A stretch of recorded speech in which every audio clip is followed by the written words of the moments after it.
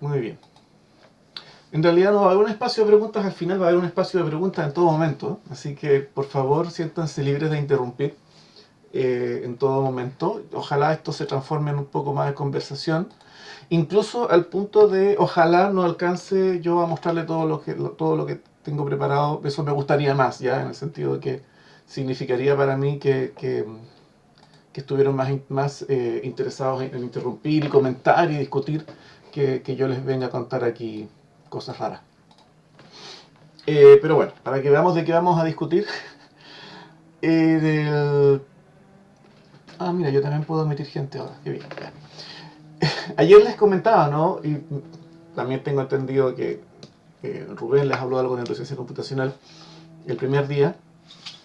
Y claro, hay un constante reto cuando uno empieza a estudiar el cerebro con herramientas tan diferentes y tan variadas, eh, de todo tipo, ¿no? Celular, molecular, anatomía, imagen, estructura, función, electrofisiología y luego todo lo que tiene que ver con comportamiento. Y tenemos este típico mapa de las formas de medir el cerebro o de medir actividad en el cerebro o las neuronas, o etcétera, etcétera, a distinto tiempo, a distinto tamaño, ¿no? Y, o sea, a distinta escala temporal, distinta escala espacial. Y vemos que cada una nos entrega información y nos pasa que no tenemos a veces la capacidad de ponerla todo junto o de repente podemos generar alguna hipótesis que pudiera no ser la más adecuada, etcétera. Y queremos poner a prueba. Y ahí es donde viene un poco la ayuda de la simulación matemática.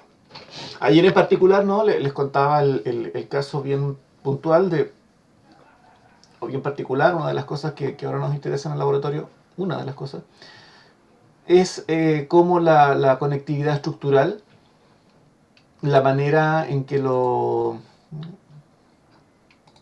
la manera en que las áreas cerebrales, en este caso, o eventualmente pudiera ser las neuronas, en un circuito más pequeño, están conectados. Esto da origen a distintos patrones de conectividad funcional. Um, y a veces la manera en que entendemos, o sea, no, a veces no entendemos por completo cómo estas dos formas de conexión o formas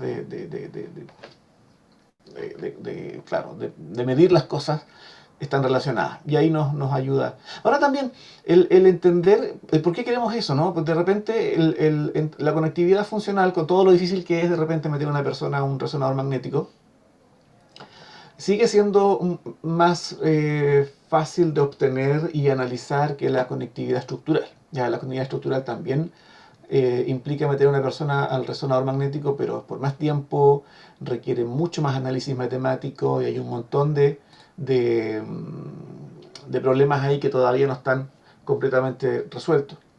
Entonces, esto, dentro de lo complicado, sofisticado que es la conectividad funcional como herramienta de medición, es todavía más accesible. Se está popularizando un montón, se está haciendo se están llenando, por ahora a nivel de bases de datos, se están llenando registros y registros de bases de datos de gente que se les hace, ¿cómo se llama? Registro de conectividad funcional. Todavía con la ambición de, pucha, ahora qué hacemos con esta conectividad funcional, cómo entendemos lo que está pasando dentro del cerebro, poder hacer un diagnóstico, poder hacer una prognosis, poder hacer un seguimiento de una terapia, etcétera, etcétera. Entonces queremos juntar estos dos mundos. Eh, Esto es lo mismo. Bueno, como les decía, la conectividad estructural, la que medimos físicamente, la conectividad funcional es la que se mide a partir de la actividad y cómo se correlacionan entre sí la actividad del cerebro. Ayer les mostraba un par de ejemplos. Tengo otros más ejemplos, pero prefiero ir más al callo ahora de cómo se hace esto. De modelos a diferentes escalas, ¿no? Podemos simular modelos en escala microscópica, mesoscópica, macroscópica, dependiendo de en qué escala estamos mirando, tratando de entender el cerebro o el fenómeno. Y también les comentaba ayer, acá ocupo la palabra modelo en un sentido más físico, ya como reglas que predicen la evolución en el temporal, y vamos a ver esa cosa en un par de diapos más adelante, o también a veces la estadística, ¿no?, de un sistema, pero lo importante es que está basado en leyes físicas, ya sean leyes físicas conocidas o leyes físicas que estamos suponiendo, pero por lo menos estamos suponiendo que hay un sustrato físico detrás, y esos son los que le dan forma a nuestras ecuaciones. Hay todo un ámbito, todo un campo de estudio de modelos más bien estadísticos, en donde no hay un interés ni una intención de colocarle un sentido físico a las ecuaciones que están ahí detrás. También es muy útil para cosas como clasificación, detección de patologías, predicción, etcétera, etcétera. Pero me gusta más, a mí me gusta más esto. Ahora, en cuanto al modelamiento, acá hay algunos, o sea, quizás más bien en general de teoría de neurociencia computacional. Aquí algunos hitos históricos son, en realidad hay muchos más, pero son unos pocos que logré rápidamente. Son 3 más de los que les mostré ayer, pero son unos pocos que les mostraba. Igual hay todo un boom a partir de los 80, que viene en la diapo siguiente. Pero bueno, más de 100 años ya desde que Louis Lapic postuló el primer modelo, era bastante fenomenológico de todo caso, pero ha ido ganando, incluso en los últimos años, se ha ido justificando su sentido físico y matemático de la neurona Integrated Fire. Neurona, integración y disparo, algunos lo traducen, pero suena muy feo. Integrated Fire. Y son toda una familia de modelos. Hodgkin y Huxley con un modelo biofísico del potencial de acción, inspirado en lo que ellos midieron en el axón gigante del calamar. Se me olvidó el nombre de este caballero. Wilfrid parece que era Rall. No te recuerdo. Wilfrid Rall, casi seguro. Muy interesante el ejercicio que hizo, porque había toda una teoría de la conducción eléctrica en cables que se desarrolló a principios del siglo XX o fines del XIX, cuando tiraron un montón de cables de telégrafo bajo el océano Atlántico para conectar Europa y América con telégrafos, ¿no?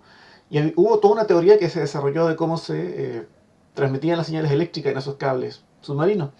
Y esa misma teoría después, Rall se dio cuenta que podía servir para entender toda la propagación electrotónica de las señales eléctricas en las dendritas. Y eso dio origen a toda una rama del modelamiento, que son los modelos donde uno considera la neurona con toda su morfología y todas sus cosas. A fines de los 60 también, Hubel y Wiesel describen y analizan todos los campos receptivos en la corteza visual. Son unos experimentos muy bonitos y que marcaron todo un antes y un después en cómo entendemos el procesamiento. Y acá vienen unos hitos que vienen en otro sentido, ¿no? Hitos que vienen en donde David Marr fue uno de los, o David parece que era, porque creo que era francés, pero bueno, David Marr fue uno de los pioneros en pensar el cerebro o los circuitos cerebrales con ideas computacionales.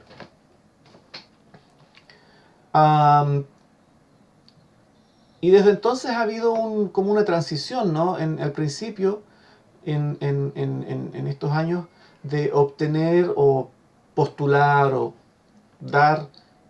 plantear modelos, ecuaciones, como conjuntos de ecuaciones basadas en física, ¿no?, en principios físicos, que vinieran con un sentido físico, biofísico, sobre el comportamiento del sistema nervioso, neuronas, circuitos, grandes masas neuronales. Y ahora estamos en esta otra etapa, en hacer sentido del dato, ¿no? ¿Por qué? Porque acá ha habido también el desarrollo de un montón de técnicas que permiten registrar a gran escala, y los modelos como que ya están. Lo que hace falta ahora es hacer sentido de los datos que están saliendo aquí a chorro, y registros de múltiples neuronas, cientos, si es que no miles en algunos casos al mismo tiempo, o muchas áreas cerebrales. La resonancia magnética funcional nos permite, en principio, ¿no?, el cerebro se parcela en 2000 y tantas áreas cerebrales, y a cada una de ellas se le puede seguir en el tiempo el consumo de oxígeno. Entonces, ¿qué hacemos? ¿Qué sentido le damos a todo ese dato? Y ahí viene la ayuda de los modelos. Un pequeño comentario aparte. Ayer incluso me hicieron la pregunta al final de la charla, ¿no? También hay que hacer una distinción entre lo que se conoce como redes neuronales artificiales, que son las más clásicas o el core del machine learning, inteligencia artificial, todas estas cosas de las redes neuronales profundas. Están inspiradas en lo que sería la neurona, pero su propósito suele ser típicamente clasificación, sí, clasificar, seleccionar cosas, y de ahí como que la han ido adaptando para las otras cosas que hacemos. Las redes neuronales biofísicas tienen como otro comportamiento u otro propósito, si quisiéramos. Y como les decía, están más bien inspiradas en la biofísica. Esperen un segundo. Estoy medio perdido. ¿Dónde estoy? Ya. Bueno, no les voy a dar la lata con esto. En realidad, las neuronas, ustedes saben, disparan potenciales de acción, y qué sé yo, tienen esta propiedad de que son no lineales, y hay modelos que describen esto, qué sé yo. Las neuronas reciben e integran estímulos a través de la sinapsis, ¿cierto? Y luego las neuronas forman redes, y es así como uno entra rápidamente a este mundo de grandes conjuntos de neuronas que están conectadas, haciendo cosas, algo en conjunto. Entonces, les voy a mostrar ahora un poquito, o algunos principios quizás, de modelamiento de redes, cómo modelamos una red neuronal. Y por favor me van deteniendo en cualquier momento. Hay como 3 ingredientes esenciales para modelar una red neuronal. Quizás por una red cualquiera, cualquier red de cosas dinámicas. Lo primero es, ¿qué voy a colocar en cada uno de los nodos? Voy a colocar una neurona.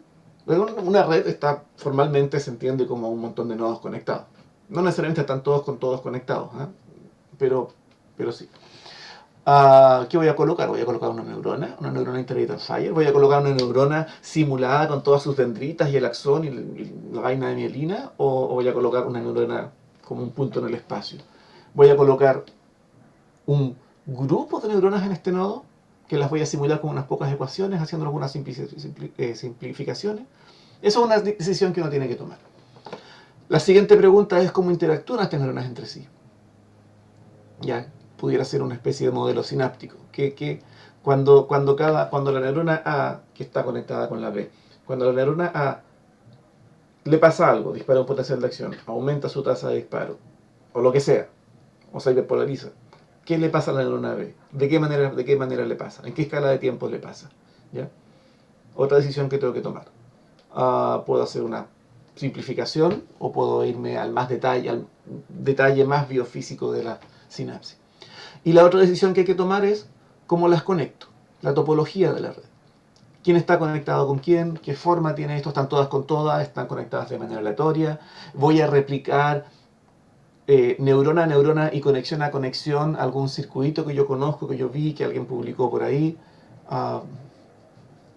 Aunque en realidad circuitos así tan detallados son muy pocos los que hay. La mayoría son más bien a nivel como de masas neuronales. Pero en fin, también es una decisión que hay que tomar.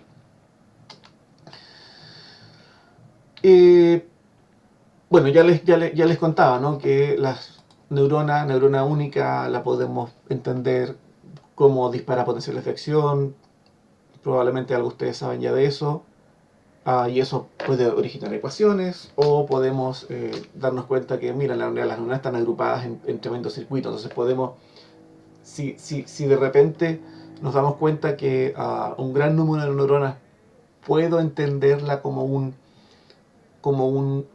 algo más relativamente homogéneo, o incluso también considerando cierta variabilidad, entramos a lo que se llama el campo de los modelos de campo medio o de masas neuronales, en el cual simplemente consiste en ir reduciendo las variables, reduciendo las distintas número de variables, y en vez de simular aquí neuronas individuales, simulo una gran masa neuronal. Lo que me interesa aquí es el promedio de actividad, o de voltaje, o de número de potenciales de acción por segundo de esta gran masa y de lo mismo de esta otra masa y esta otra masa. Bueno, y acá les dibujo sacado un paper en donde iban haciendo suposiciones y dándose cuenta, por ejemplo, que la que la actividad de los receptores NMDA son los más lentos, entonces los otros son un poco más rápidos, son tanto más rápidos, en particular los AMPA, que los podemos considerar más o menos instantáneos, entonces no influyen tanto como en la dinámica a gran escala y a largo plazo, mientras que estos de acá sí. Y bueno, ahí, sobre la base de eso iban reduciendo y llegando a un modelo reducido de dos poblaciones neuronales. Bueno. Y ahí, bueno, voy a saltar esto, no voy a explicarlo tanto porque en realidad el dibujo siguiente es el que viene. Bueno, el que viene después de este.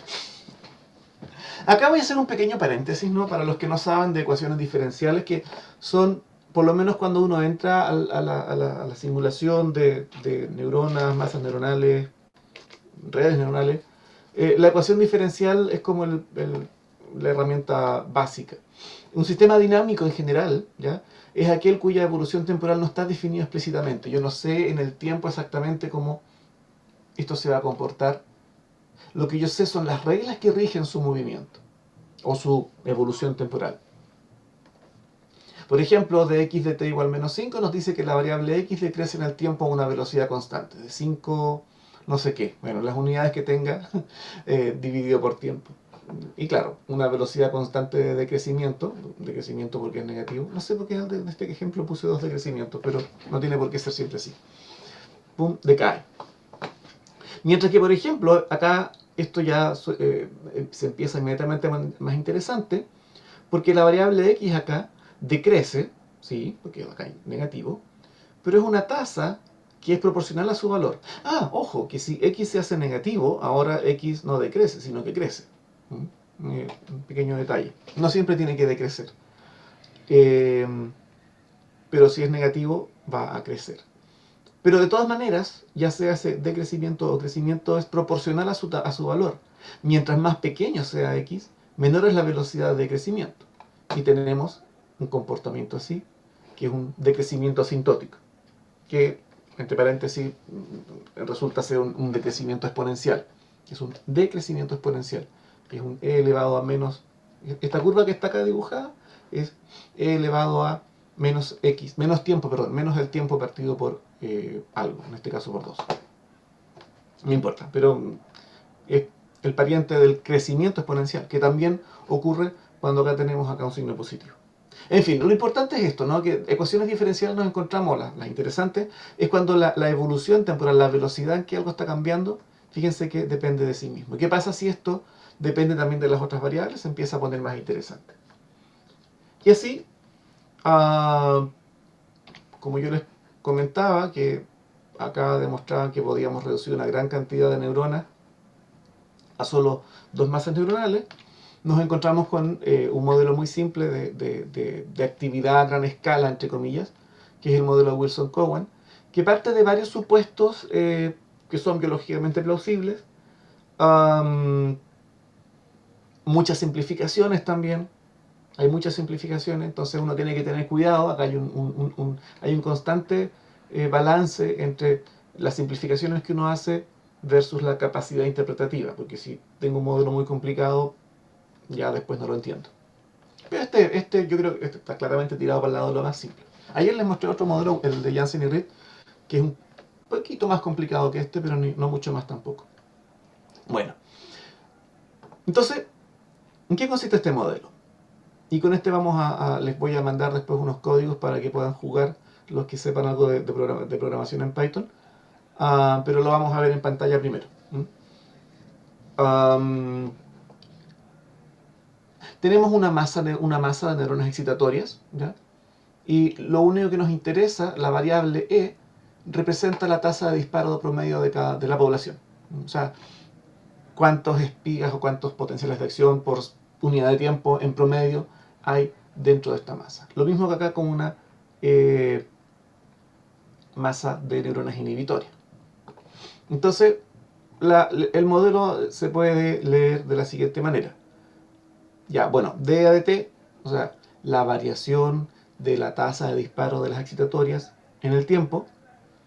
Bueno, acá multiplicado por un término, pero en el fondo lo que uno hace en la práctica es tomar este término y divide todo para el otro lado. Aquí está puesto al lado izquierdo solamente por un tema de notación.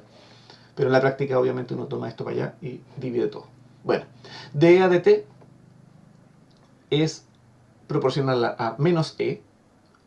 O sea, si llegáramos hasta acá, si la ecuación llega aquí, llegara hasta acá, fíjense que e decaería hasta cero. Y sería cero y no habría ningún disparo, no habría nada. ¿Mm?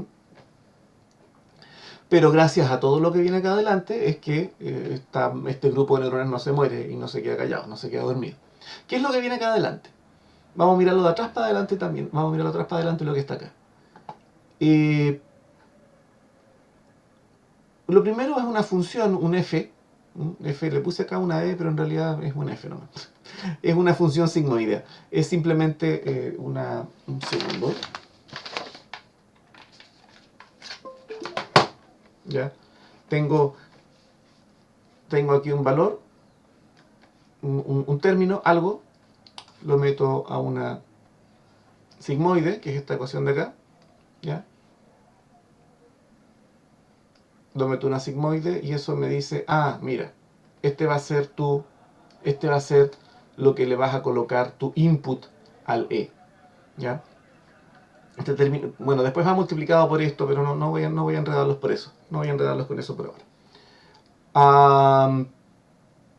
Entonces, acá tengo un montón de cosas que van a ser sumadas, por así decirlo. Lo que pasa es que se pasan por esta sigmoide para que en realidad nunca sea menor que 0 ni tampoco sea mayor que 1.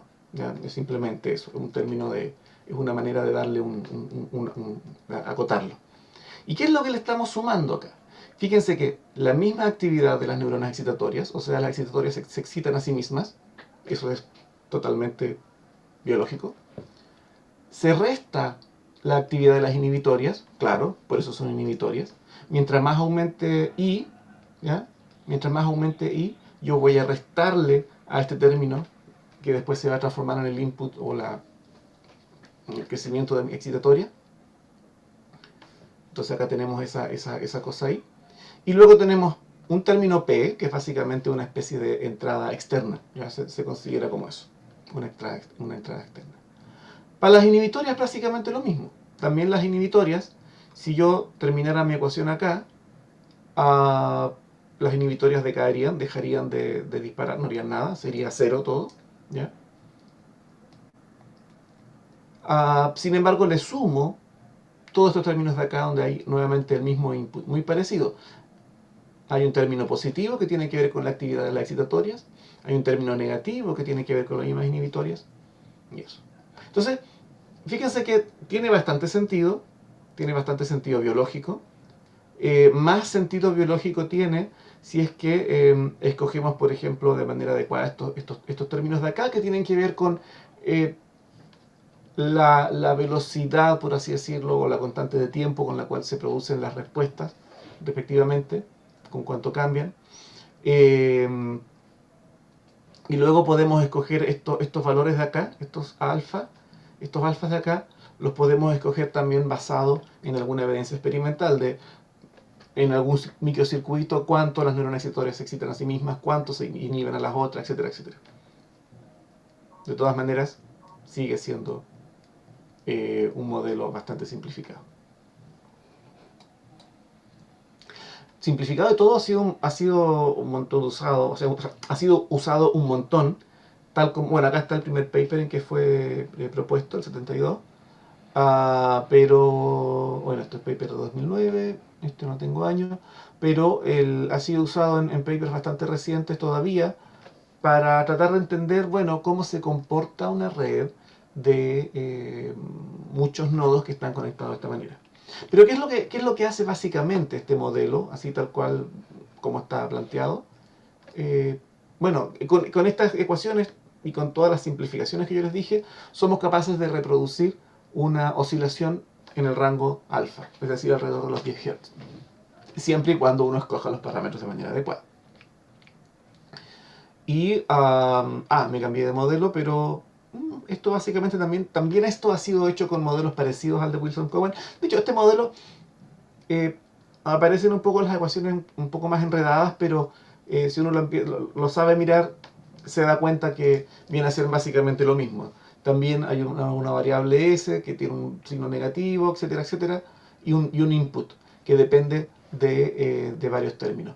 Y en particular acá se introduce la existencia de una red y una matriz de conectividad. Por eso aparecen más términos y parece más complicado, pero en este paper se muestra cómo con este modelo se puede reproducir muchos de los patrones de la conectividad funcional cerebral y su dinámica, ya que ayer les contaba un poco de la dinámica de la conectividad funcional.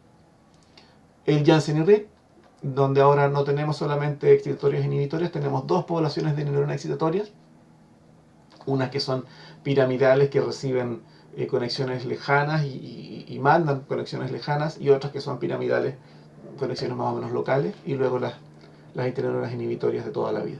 Pero bueno, también eso puede hacer lo mismo. El Janssen y Reed a ese le ha ido mucho mejor en reproducir cosas como el eje, y tiene esta, cuando lo plantearon, tenía esta figura donde mostraban eso.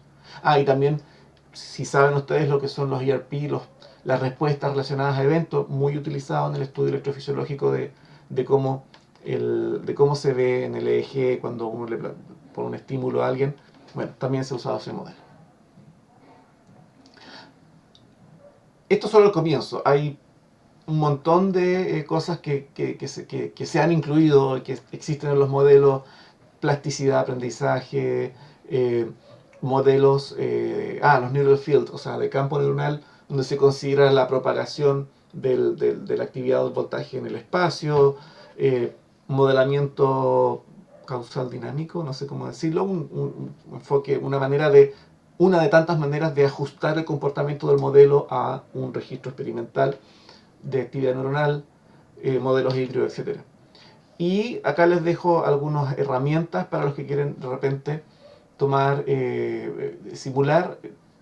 Estas son 4 herramientas que están disponibles, totalmente gratuitas, para hacer simulaciones similares a las que les vamos a ver ahora a continuación, a las que les mostré ayer. El Virtual Brain, interesante porque el Virtual Brain está como ligado a muchas bases de datos de, por ejemplo, conectividad que se pueden tomar ahí. El Brain Dynamics Toolbox, ese no lo he explorado mucho. Sé que tiene la posibilidad también de generar redes con distintos modelos. El Brian Simulator, esto no es un typo, no está mal escrito, así se llama Brian, no Brain, se llama Brian Simulator. Para hacer redes de neuronas spiking, o sea, neuronas que disparan potenciales de acción. Neuron es un software bastante antiguo, pero que se ha ido actualizando. Hace poquito sacaron la versión 8, no me acuerdo. Pero este está más enfocado en neuronas detalladas, ¿no? En hacer un modelo, en tomar una neurona como esta, por ejemplo, así, con todas sus dendritas, su árbol dendrítico, y poder simularlo y resolver lo que se llama la ecuación del cable. Hay también otro software que no se me olvidó colocarlo acá también, pero que está construido sobre Neuron, que se llama Pine, se escribe Pine, que es Neuron interactuando con Python para poder especificar redes complicadas de neuronas complicadas. Es bien sofisticado ese modelo, ese modelador.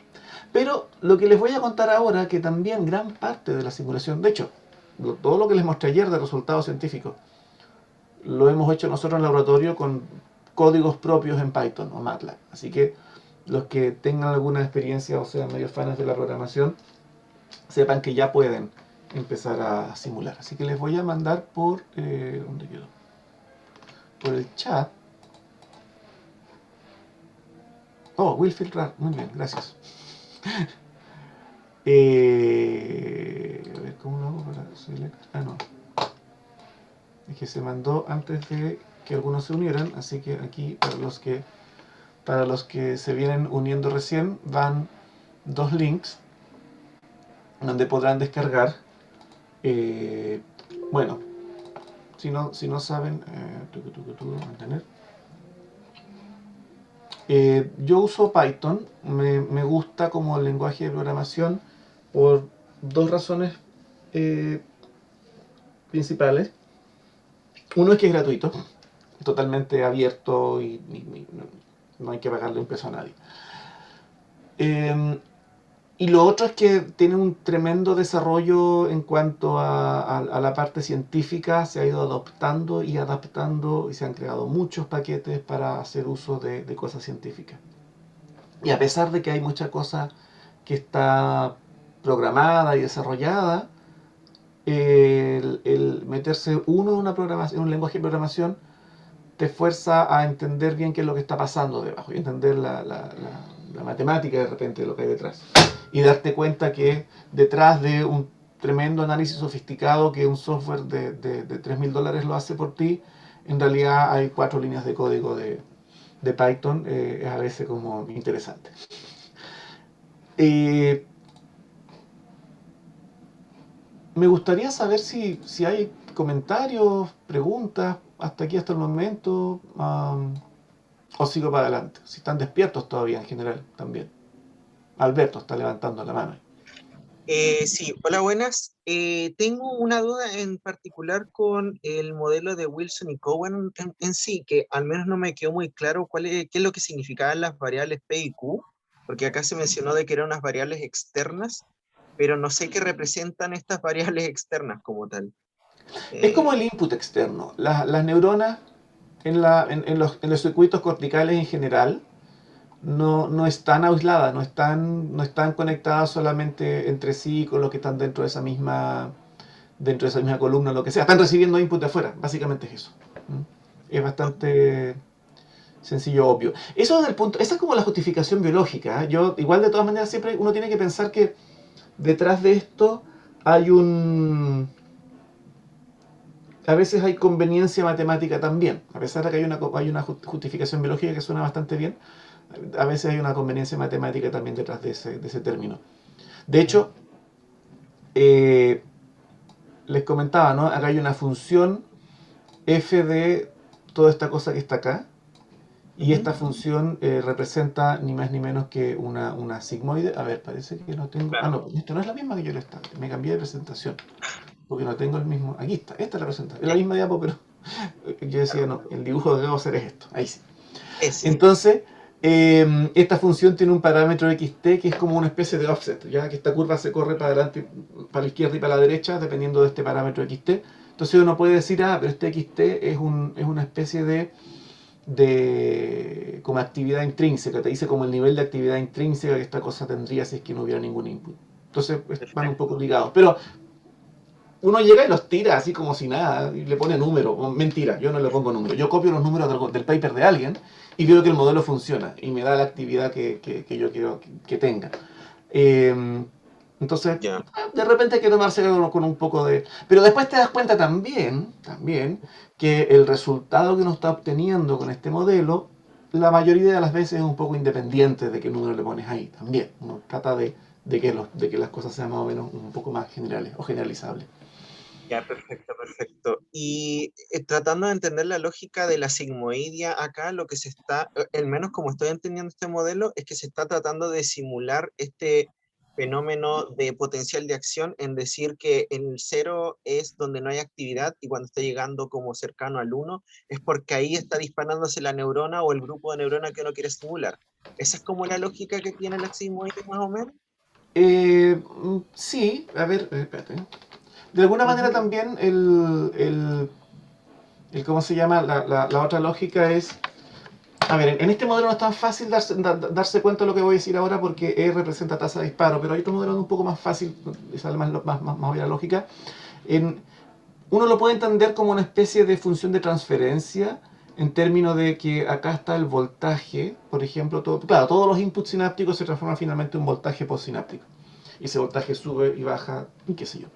Y acá tenemos una salida en términos de tasa de disparo, Ujú. firing rate. Entonces, Claro, claro. tasa de disparo no puede ser menor que cero, no puede ser negativa. Primera razón para colocar una sigmoide acá. ¿Ya? Claro. Y también es natural pensar que la tasa de disparo tenga un techo.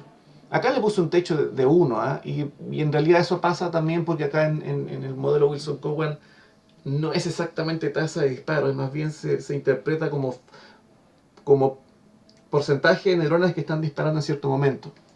Ujú. Y ahí aparece este término de acá, que no lo quise comentar, pero que tiene que ver con el periodo refractario. Y este término, ¿qué es lo que Ah, hace? Que si hay, en un momento determinado, hay muchas neuronas disparando, si le es muy grande, ¿ya? Entonces eso al tiro te produce una disminución del input que le puedes dar, porque tienes neuronas que no van a poder responder. ¿Mm? perfecto. Ya, ya, ya.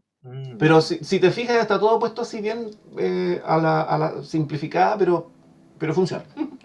Claro, sí. José Miguel tiene ahí otra pregunta. ¿Qué me dices? Sí, hola, muy interesante el taller, primero que nada. Y segundo, tengo en verdad como tres consultas. La primera es, por lo que tengo entendido, estos modelos se utilizan para el sistema nervioso central y para conexiones de este estilo. Pero estos modelos pueden ser aplicados para el sistema nervioso periférico, por ejemplo, para moderar el dolor y cómo funciona también los arcos reflejos, que tienen un poco de diferencia con respecto a estos modelos, o sea, a este funcionamiento. Sí, Ujú. sí, ahí son más aplicables los modelos de neurona única. Eh, y de hecho, bueno, no tengo acá, a ver, déjenme, si encuentro rápidamente, puede que me demore mucho.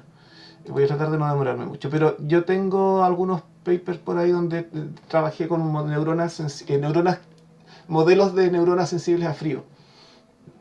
Y a ver, quizás esta de acá puede servir. A ver, espera un poco, un segundo. ¿Dónde está? ¿Dónde está? ¿Dónde está? Acá está. Ya, bueno, solamente. Bueno, acá está esta diapo estaba más hecha para hacer, ¿cómo se llama? Para sacar en cara la cantidad de papers que tenía de este tema, pero no importa. El, estas son. Este es un modelo que es re interesante. Las neuronas que sienten el frío inocuo, no el frío que te duele, sino que el fresco, si tú quieres, en tu piel, tienen una actividad oscilatoria, es bien interesante porque tienen actividad espontánea y una actividad que tiene cierta periodicidad, entonces eso llama como pucha, ¿cómo se produce eso? Es un modelo matemático, pero es un modelo, este ni siquiera es de neurona, porque en el fondo lo que estoy simulando acá es la terminación nerviosa. Y con este modelo eh, somos capaces de reproducir bastante bien varios aspectos de la actividad. Este es un registro real de una terminación nerviosa sensible a frío. Acá baja la temperatura, esta es la tasa de disparo, y estos son los intervalos entre espigas que te da una especie de indicación de la organización temporal de los disparos. Y este es el modelo que nosotros hicimos, este es del medio otro modelo que le faltaba algo y nosotros le agregamos ese algo y acá ves que tiene un paralelo bastante parecido. Bueno, ese fue solo el comienzo, porque después todos estos papers que vinieron para acá es cómo el modelo ayuda a entender y a darle sentido a resultados que tienen que ver con qué pasa, cómo se altera la actividad de estos terminales nerviosos cuando falla un canal iónico en un terminal, cuando se sobreexpresa un canal iónico en un terminal nervioso, y eso produce cosas como dolor neuropático o hipersensibilidad. Pero sí, respondiendo a tu pregunta, para periférico tiene más sentido modelos de neurona única. Perfecto. Mi segunda pregunta va relacionada un poco más a la matemática. Ujú. Si bien entiendo como el tema de la ecuación diferencial es como cómo resolverla, siempre me ha costado el hecho de cómo se va a incluir en estos modelos, porque estos modelos igual, el incluir las variaciones de ciertos parámetros, me cuesta como darle un sentido de término a estas expresiones. Por ejemplo, en este caso, el diferencial con respecto al tiempo de la tasa de Ujú. disparo de la excitatoria. Entonces, ¿cómo una manera fácil de entender estas cosas? A ver, varias de estas cosas surgen, sí, la mayoría en realidad, emanan de simplemente la observación. Si uno toma el famoso... A ver, ¿dónde está? Acá. Si uno toma, por ejemplo, el famoso modelo de Hodgkin y Huxley,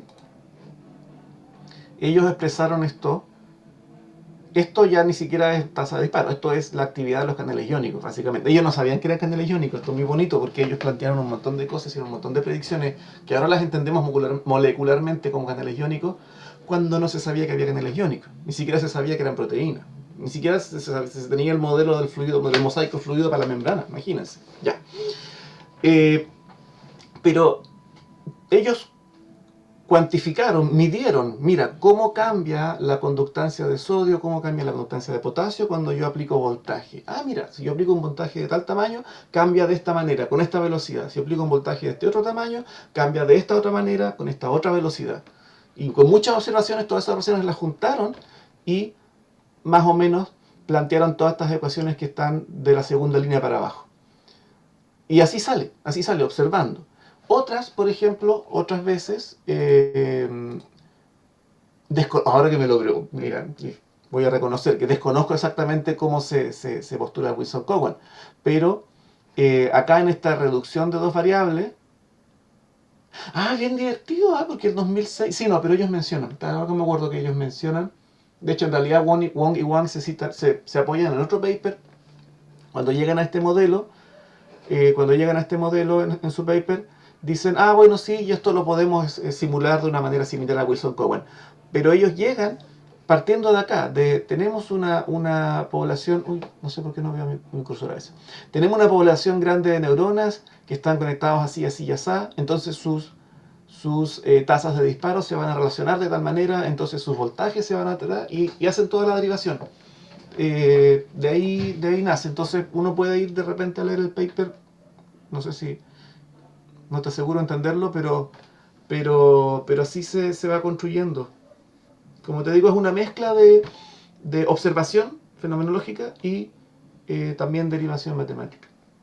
Perfecto, ahí me quedo súper claro. Otro cuento que es es todo un capítulo y a veces una historia de no acabar, es qué número le coloca. Este tau, por ejemplo, te da la tasa en que va a decaer la tasa de disparo si es que no le pones nada. ¿Qué número lo coloques ahí? Tienes que saberlo. O poner un número que funcione. Este RE, este alfa, eso ahí ya se pone más resbaladoso, pero hay maneras de sacarlo. Perfecto, muchas gracias. En verdad ahí me quedó más claro el hecho de que todo nace desde observar algo y querer explicar, por ejemplo, la forma de la curva o por qué me están dando ese tipo de gráficos. Y finalmente, la última, más que una pregunta, es acerca del código, si se envió ya en el chat. Sí, o les no, porque mandé todavía no lo les mandé un par de links, un par de archivos que tengo en mi Google Drive, los pueden descargar cuando quieran. Pero lo vamos a mirar en pantalla en un segundo, si es que contestamos rápidamente las preguntas que quedan. Perfecto. Muchas gracias. De nada, Vicente, tienes una pregunta tú. Sí, hola Patricio.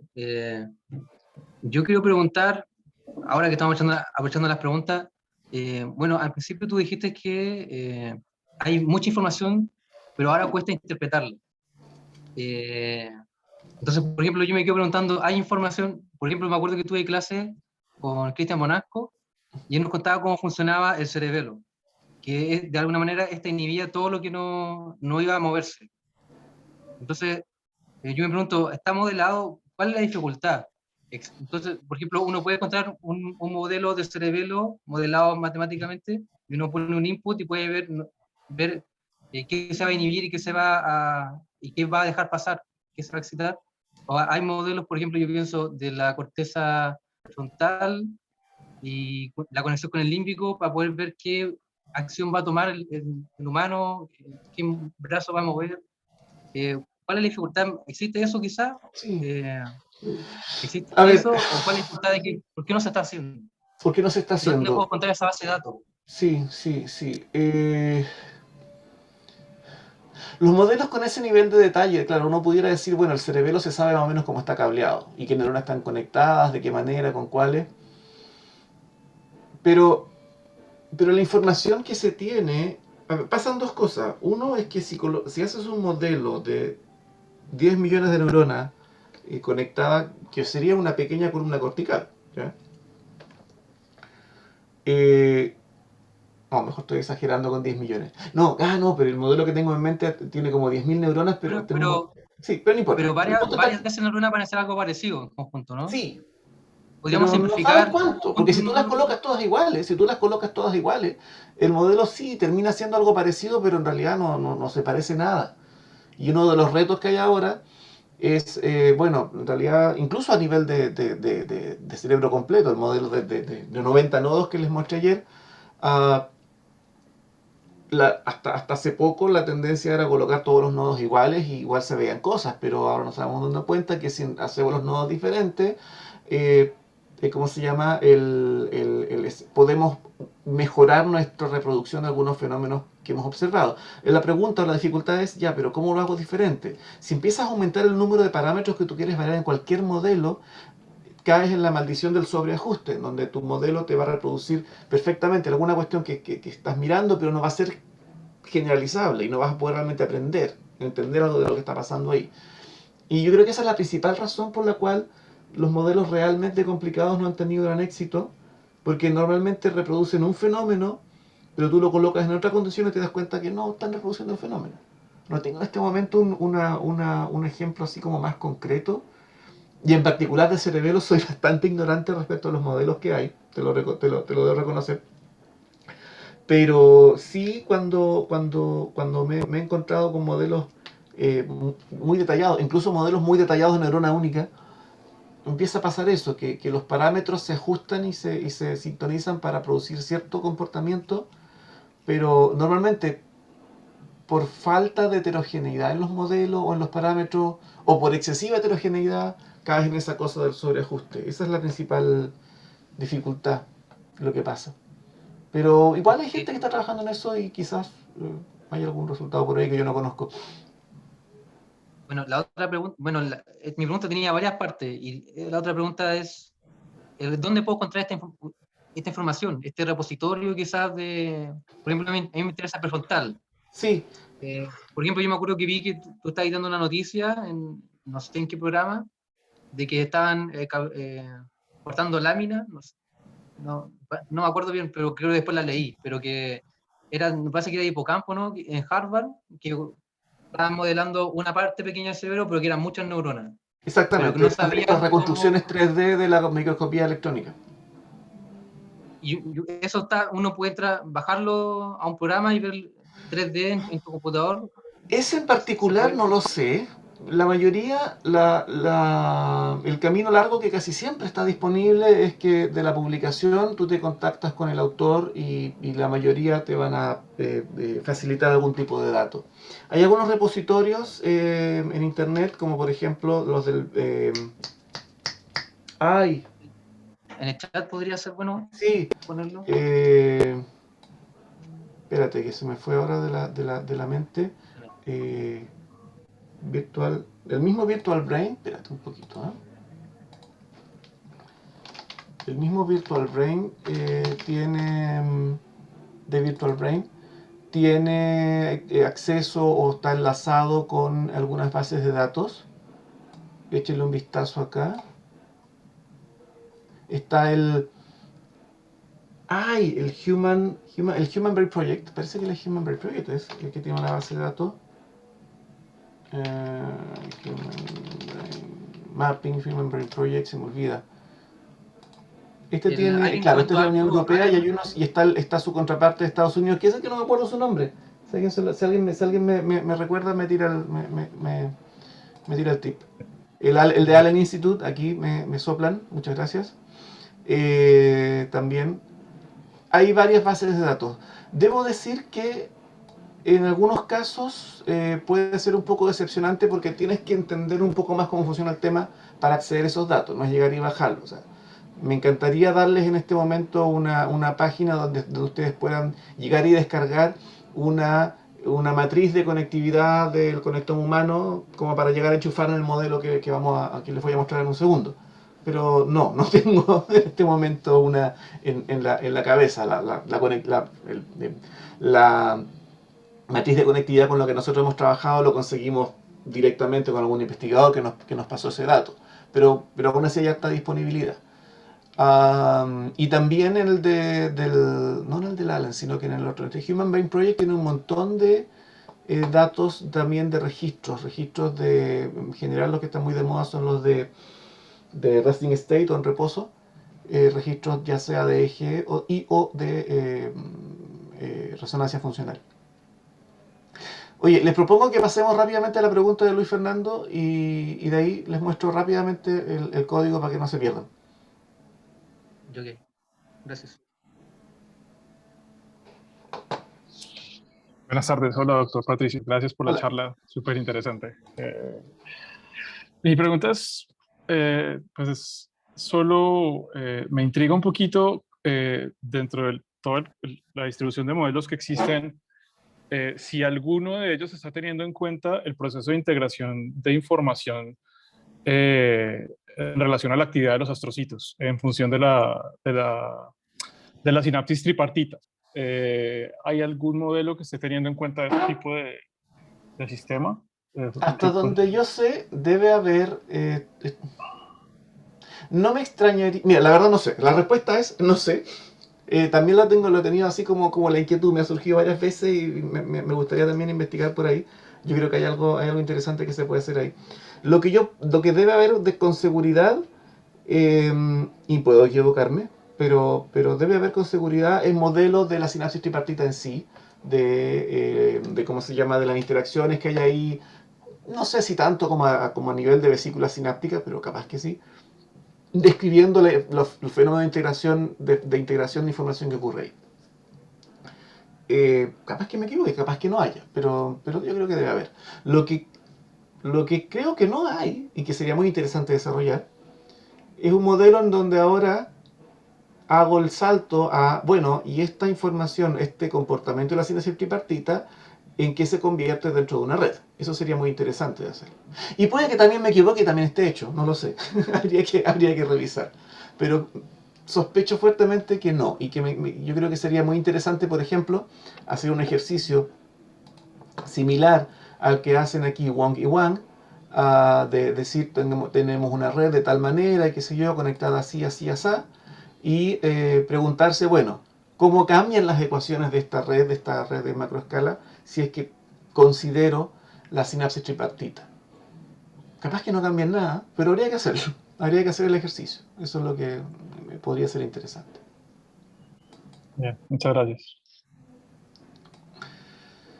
Lo más probable, de lo poco que sé de la sinapsis tripartita, debo reconocerlo, que la he visto nomás, así como en seminarios y qué sé yo, lo más probable es que pueda inducir fenómenos muy interesantes de plasticidad, y probablemente plasticidad homeostática, en el sentido de mecanismos que aseguren que la red se mantenga, entre comillas, sana y que no explote. Porque una cosa que típicamente pasa por estos modelos es que uno se lo pasa meses colocándole números a estos parámetros de acá para conseguir que la red no se te muera, que no explote, o que no explote, claro, o que no explote, que no se quede disparando así como pegada para arriba, o que se te deje de disparar y qué sé yo.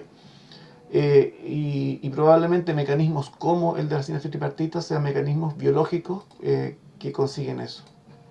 Oye, rápidamente, aquellos que tienen Jupyter pueden ver o también en Colab se pueden ver este es el documento IPNV, o sea, IPNIV, no, bueno, eso, Jupyter. También les mandé la versión de la parte final de este notebook. Se los mandé como un archivo .py que hace la última simulación. Pero solamente les voy a hacer un breve turno más para que después ustedes puedan jugar con un poco más guiado. Pero bueno, básicamente vamos a ocupar NumPy y Matplotlib y PyPlot, nada más que eso. No necesitamos más que eso. Acá está la explicación del modelo. Les voy a pedir disculpas, o quizás no debería pedirles disculpas porque está en inglés, así que mejor trabajen con ello.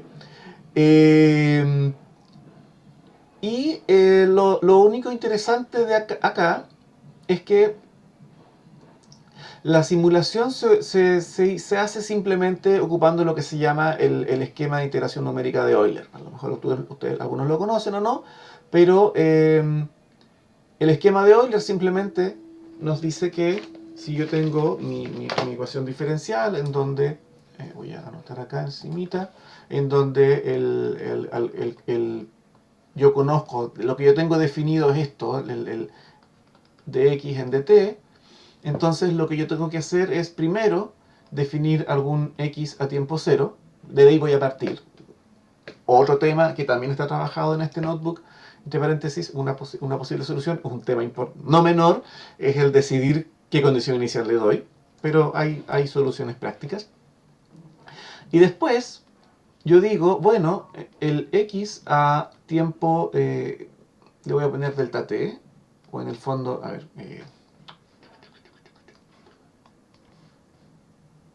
digo, el x a tiempo t más delta t va a ser igual al x a tiempo t más delta t por f de x a tiempo t. Ese es el esquema fundamental de integración numérica de Euler. Y esto es una cosa que se itera muchas veces, tantas veces como sea necesario.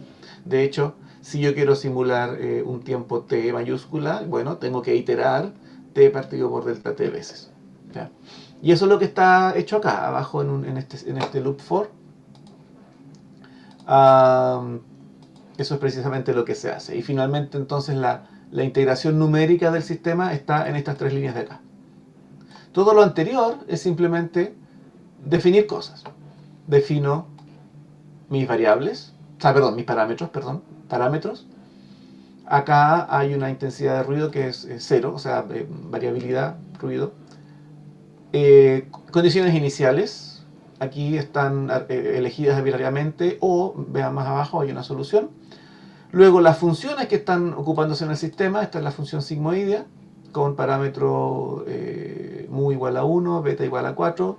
Esto es de Wilson Cowan del año 72, así quedó y nadie ha visto ningún motivo para cambiarlo. Pero uno pudiera de repente cambiarlo si cree que tiene algún sentido biofísico hacerlo. Y luego una función que me dice, dado las variables que vienen acá en este array X, que después acá lo separo, cuáles son las derivadas. Entonces esta función toma las variables X algún tiempo y me escupe de vuelta la derivada de cada una de las dos. Y con eso, después lo único que hago es iterar. Bueno, y lo otro, claro, tengo algún... bueno, aquí creo un vector de tiempo para la simulación. No es esencialmente necesario, pero sí es muy útil para después graficar. Acá un rescalamiento del factor de ruido, pero dado que es 0, da lo mismo. Y este es un vector en donde voy a guardar mis variables. ¿Ya? Donde van a ir guardando. Si fíjense que aquí este var-t, en cada iteración voy guardando el valor que tienen las variables que están en esta otra variable var. Bueno, dicho eso, simulo y después puedo graficar. Y acá incluso viene con... no. Perdón, todavía está simulando. ¿Por qué se demora tanto?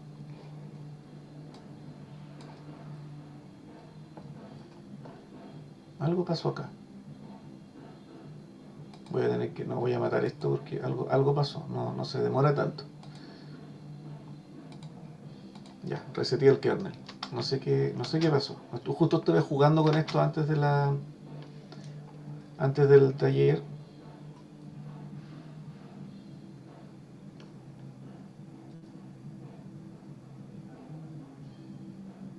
No. Ya, parece que se murió el kernel. Voy a matar el kernel. Voy a matar esto. Y voy a empezar de nuevo. Por las dudas.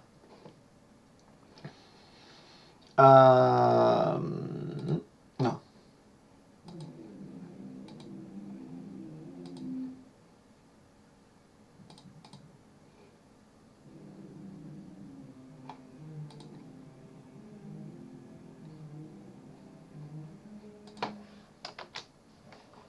Ahí sí, ahí pasó. Ahí pasó, claro, si la simulación no es nada. Y ahí está. Entonces, con este simple y sencillo esquema de Euler para integración numérica, tenemos aquí el curso temporal de la variable e y la variable y, y ven que tenemos una linda oscilación, aproximadamente 10 ciclos por segundo, si no me equivoco, acá el tiempo está en milisegundos. Las unidades de tiempo siempre están ligadas a las unidades de tau. esos son los que me dan qué unidad tiene mi tiempo. Acá estos tau están en milisegundos, ¿ya? Yo lo veo inmediatamente porque yo sé qué valores tienen más o menos, en qué orden de magnitud se mueve. Entonces, si están así como 10 y 20, estos son milisegundos. Si tau son milisegundos, quiere decir que las unidades de tiempo de toda mi simulación van a ser milisegundos. Yo podría colocar acá 0,01 y 0,02 en segundos. Entonces tendría que reescalar todo, y en vez de simular 3000 segundos, tendría que simular 3 segundos y cambiaría todas las unidades. Bueno, y acá se ve E versus I para mostrar que hace una ¿cómo se llama? Y mira, acá se me había olvidado que tenían algunos ejercicios que pueden hacer después ustedes si quieren explorar un poco con el modelo. También, en vez del esquema de Euler, podemos ocupar esquemas de integración un poco más sofisticados, como el Sol, que están provistos como el Solve IVP. En este caso, ni siquiera se alcanza a notar que andan un poco más rápido, pero bueno, acá está en el fondo la manera de hacerlo. El único problema es que si queremos meterle ruido, un factor estocástico a nuestra simulación, ya no podemos usar Solve IVP. Tenemos que ocupar otras librerías que ya es un poco más complicado de usar. Así que esa es la principal razón por la cual nosotros nos quedamos siempre con Euler, porque finalmente hacemos todo con alguna cosa estocástica. Ahora, respecto a las condiciones iniciales, acá está el comentario. Si no sabemos qué condiciones iniciales ponerle, una solución bastante usada, sobre todo cuando uno se da cuenta que el sistema converge hacia un comportamiento que es más o menos estable, o converge hacia algún atractor que se llama técnicamente estable, o algo más o menos estacionario, es bueno, voy a simular 3000, pero voy a borrar en los primeros 1000, porque sé que acá el sistema simplemente se está acomodando desde las condiciones iniciales que yo le di y que las escogí mal, ¿ya? Esa es una solución. La otra solución, que es hacer lo mismo pero diferente, es hacer una presimulación. Y aquí en particular hacemos una primera simulación ocupando el Solve IVP, ¿ya? Acá hay algunos comentarios respecto a algunos detallitos técnicos de la simulación. Una primera presimulación de 2000 milisegundos, y después viene la siguiente simulación, que en este caso la hago con Euler porque estoy ocupando un término estocástico, ¿ya? ¿Y por qué le estoy dando un término estocástico? Porque ahora este D es distinto de 0, y cuando yo redefino ese QDT de acá, ese entra automáticamente en la función que está definida por acá arriba, acá. Ya se actualiza solito. Es una de las cosas un poco extrañas, pero útiles de Python. Yo defino acá una variable y automáticamente la función que está definida acá arriba lo toma, como si fuera lo más normal del mundo. Cualquier programador en C se estaría agarrando los pelos así con las dos manos. En fin. Pero muy práctico para Python. Lo único que hay que estar atento de que así funciona. Y bueno, y así se ve la simulación, con un poco de ruido. Parece que fue mucho ruido. Vamos a darle un poquito menos para que vean. Pueden jugar ustedes después dándole un poquito menos de ruido y ver que ahora sí se ve un poco más tranquila la simulación. Y lo último que les comento, una red. Una red, entre paréntesis, son las 5. No sé si tendría que terminar o puedo seguir 5 minutos más. Yo no sé, esta es la última actividad, ¿cierto?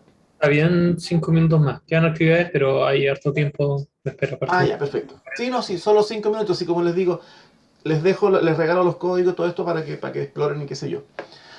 La gran diferencia con una red es que en este término de las neuronas excitatorias se nos suma esto. Esto que está acá es simplemente un término que lo que hace es estar mirando todas las otras neuronas E, todas las j-décimas neuronas E, ¿ya? Todas las otras variables E de la red.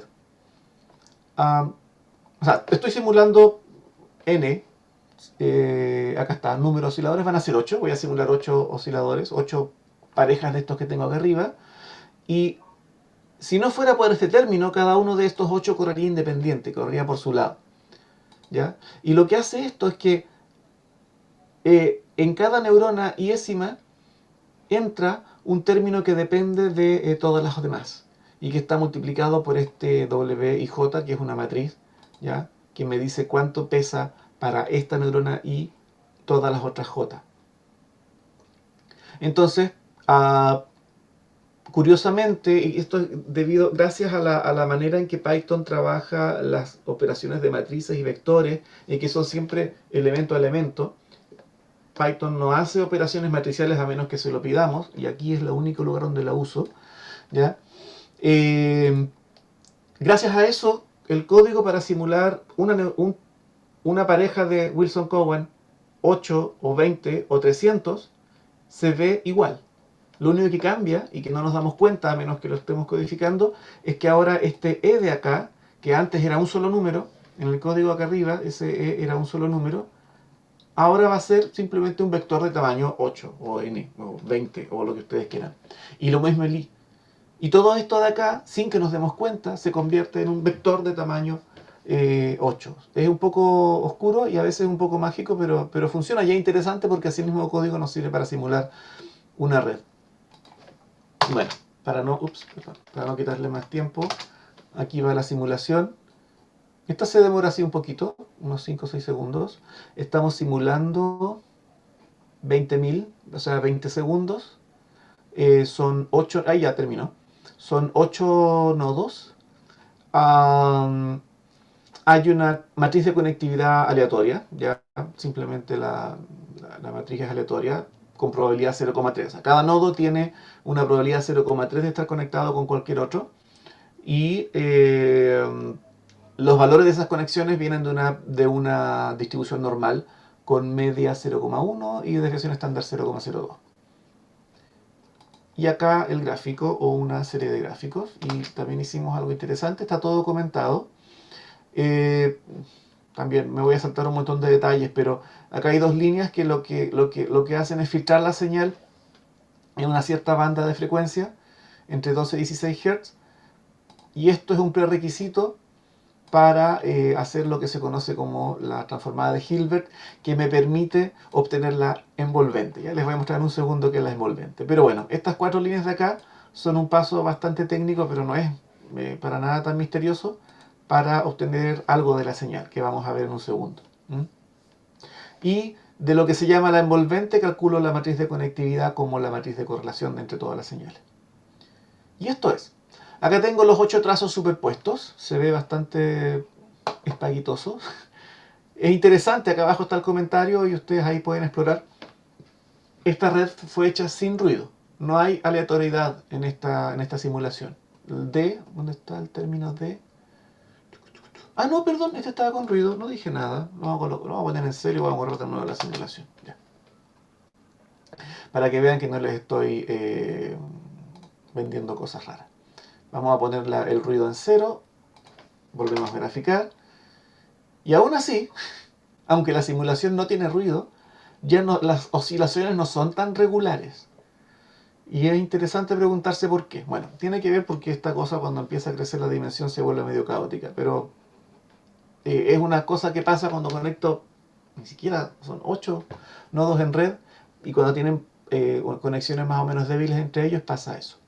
La envolvente es lo que está graficado aquí para 3 nodos. Acá abajito está la oscilación de 3 nodos, y la envolvente es esta línea que marca en el fondo, como quien dijera, una especie del máximo de la oscilación, pero es como la amplitud de la oscilación instantánea en cualquier momento, ¿ya? Me dice cuán fuerte es la oscilación en todo momento. Aunque la oscilación está subiendo y bajando, de todas maneras mantiene cierta fuerza de oscilación, y eso es lo que se obtiene con la transformada de Hilbert, que bueno, ahí pueden averiguar ustedes, googlear de qué se trata.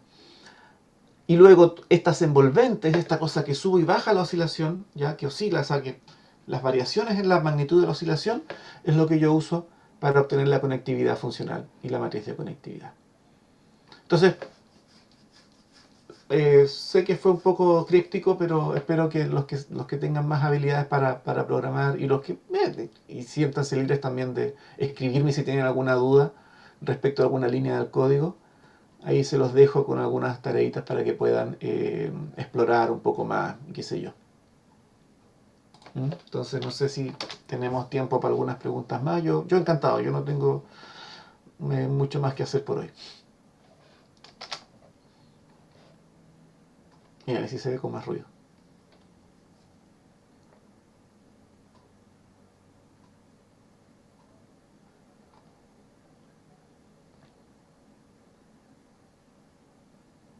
El tiempo para preguntas, por si alguien tiene, las puede dejar, ya sea en el o hacerlas por voz. Bueno, si no, podemos dejar hasta aquí. Muchas gracias entonces por el taller. Muy bueno complementándolo con lo que se hizo ayer, sobre todo la parte práctica, viendo los códigos. Muy útil para todos. Reiteramos las gracias por parte tanto de AEN como SEIC por asistir y por hacer incluso una charla y un taller. Muy bueno, nos ha ayudado mucho. Muy bien, yo encantado, feliz aquí de difundir toda esta cosa. Ah, entre paréntesis, me acabo de dar cuenta que acá puse un comentario acerca de Numba, pero no les mandé el código, no lo encontré. Así que, pero bueno, se puede, pero no les mandé esta parte de acá. Hagan caso omiso de esta parte del notebook, entre paréntesis. Hola, una consulta más ¿Sí? bien, no del contenido, sino que lo que pasa es que, bueno, hay hartas cosas que me costó comprender. Sé que se está grabando. ¿Va a existir la posibilidad de que veamos después esto para poder repasar, revisar con más tranquilidad algunas cosas? Sí, la grabación va a quedar y tengo entendido que estará disponible en los canales Vamos oficiales, a tener acceso. tanto de AEN como Excelente. Oye, muchas gracias, muy interesante, pero de verdad, así como muy humildemente, claro, hay algunas cosas que son como bien desafiantes y hay que revisarlas y profundizar para comprenderlas bien. Muchas gracias. Uy, acabo de ver el chat, sí, la Brain Initiative es la de Estados Unidos. Perdón. nomás gracias a todos los asistentes que son los que en verdad hacen posible esta jornada.